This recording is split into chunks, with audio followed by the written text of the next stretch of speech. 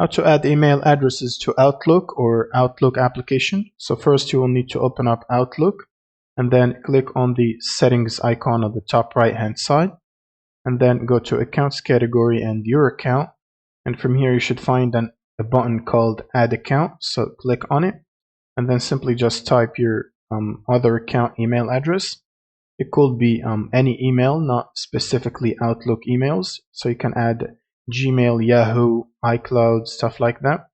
So I'm going to type my own Gmail address, and then you'll need to click on the continue button and then click on continue again, and this should open up a browser window where you can basically link your Gmail or whatever email account you're using.